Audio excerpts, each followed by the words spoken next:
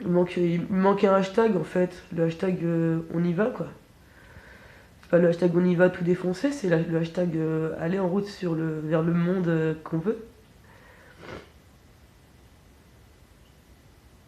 Il peut être beau ce monde. Vous avez tous matière à faire un nouveau monde. Vous avez tous des rêves, vous avez tous des ambitions, autres que gagner beaucoup d'argent pour le confort. Le confort, qu'est-ce que c'est? C'est rester des choses matérielles que vous achetez, mais si vous pouviez vous les créer, ces choses matérielles. Si vous pouviez, au lieu d'acheter un meuble Ikea, le construire, votre meuble, et être fier en montrant à vos amis, mais vous vous rendez compte, c'est moi qui l'ai fait, plutôt que c'est moi qui l'ai acheté et je suis friqué. Ça sert à rien.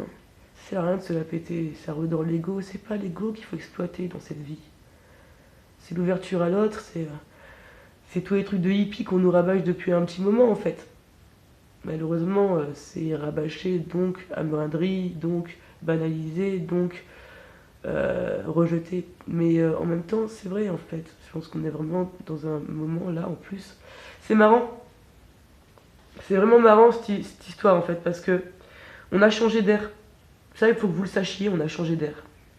On n'est plus dans la même ère. On est arrivé dans un nouveau truc qui va durer 26 000 ans.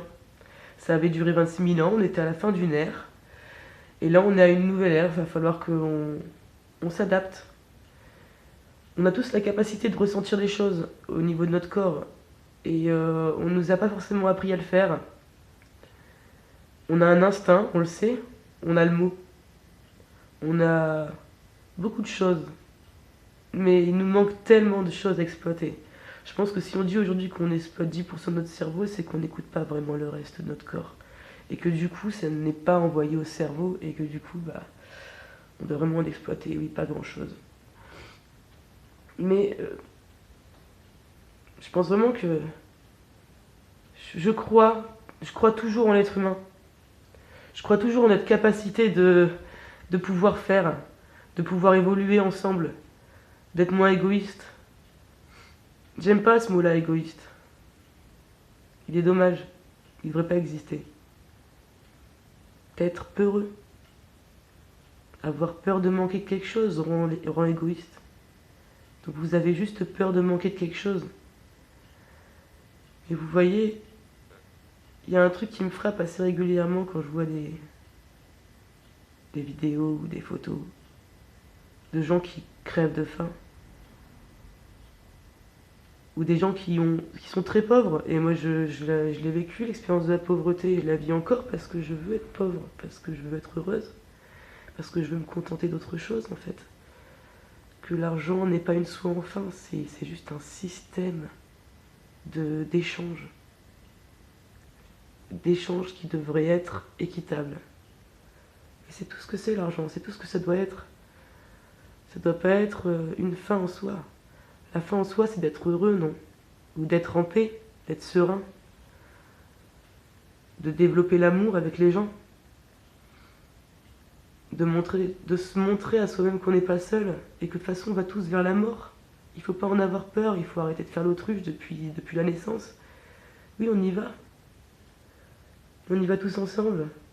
C'est pour ça qu'il faut profiter de l'instant, c'est pour ça qu'il faut se dire que chaque chose est éphémère. À partir de là, quand vous lâchez un petit peu ce truc-là, je sais pas comment vous expliquer à quel point c'est beau le monde, quoi. C'est beau la vie, il y a des belles choses qui t'arrivent quand t'exploites le bon. C'est pas facile au début, hein. Tu te vautres, c'est normal, on te met à l'épreuve. Mais une fois que la mise à l'épreuve est passée, putain, pour l'avoir vécu, pour le vivre aujourd'hui, je pense vraiment que je pense vraiment qu'il y a un retour de bâton là sur ce qu'on a fait. Je pense que c'est arrivé au bon moment parce que on a la technologie pour continuer de pouvoir parler. À une époque, quand il y avait des confinements comme ça, on ne pouvait pas être ensemble. Là, on le reste. Même si on est seul, on reste ensemble. On a la possibilité de se parler, on a la possibilité d'avoir des messages des copains et de se rendre compte qu'ils pensent à nous, ou de la famille, qui s'inquiète. Pour certaines personnes, ça doit faire du bien et j'espère que tout le monde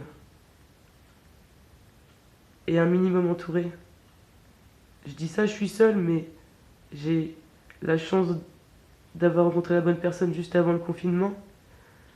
Donc du coup, je le relativise. Je me dis que la balance, on est heureux, mais il faut une part de désastre derrière. Il faut équilibrer la balance. Donc du coup, je me dis que putain, il faut vraiment que je sois heureuse pour que la balance doive s'équilibrer à ce point-là. Retrouvez ce qui pourrait vous rendre heureux, ce qui peut vous rendre serein, déjà serein avant. La sérénité laisse place au bonheur. Mais il faut une part de malheur avant ça. Il faut se poser des questions, ça fait mal, ça fait peur. Ça fait tellement peur. C'est déstabilisant, c'est vertigineux. T'as l'impression d'être seul au monde, d'être tout seul à penser ça, à te poser des questions, à tout remettre en question. Pourquoi je mange avec des couverts? Pourquoi je vais à l'école? Pourquoi on m'a appris tous ces merdes? Pourquoi on m'a pas appris ça? Et pourquoi les gens ils sont comme ça? Et pourquoi moi je réagis comme ça? Et pourquoi le monde il est ce qu'il est? Et d'où ça vient tout ça? Et remonter en arrière toujours. Et se projeter vieux, se demander ce qu'on aimerait avoir fait, sur quoi on voudrait se retourner étant vieux. Ne pas avoir de regrets. Pour pas avoir de regrets, il faut faire, il faut être acteur de sa vie. Et, et là, on vit en communauté, donc il faut aussi être acteur de la vie de tous. C'est super important. C'est tout con. C'est tout con, mais c'est la base du bonheur en fait. Je pense vraiment qu'il faut se poser les bonnes questions aujourd'hui. Qu'est-ce qu'on a envie de faire de demain? Est-ce qu'on a envie de s'amuser tout en survivant et en vivant? Est-ce qu'on a envie de créer? Est-ce qu'on a envie de se dire que tout le monde a une âme d'artiste?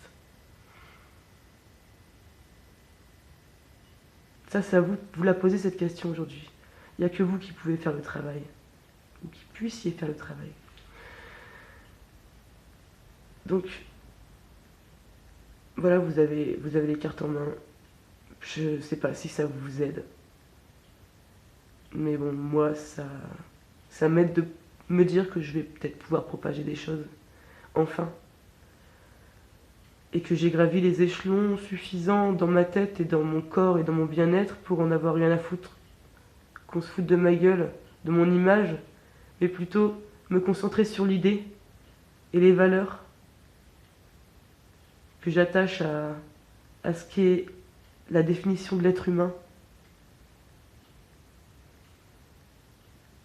Quand on dit de quelqu'un qui n'est pas humain, partez du principe que les animaux aussi font preuve d'énormément de bonté, que la bonté n'est pas humaine, et que l'humain n'est pas foncièrement bon,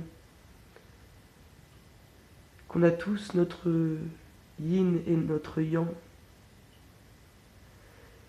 et qu'il faut juste accepter toutes les parties de soi-même, et avoir rien à foutre de ce que pensent les gens. Voilà. On est tous différents et c'est ce qui fait notre force. C'est ce qui fait qu'aujourd'hui, peut-être, je serai pas seule à avoir envie d'un nouveau monde. Je serai pas seule à l'exprimer. Allez.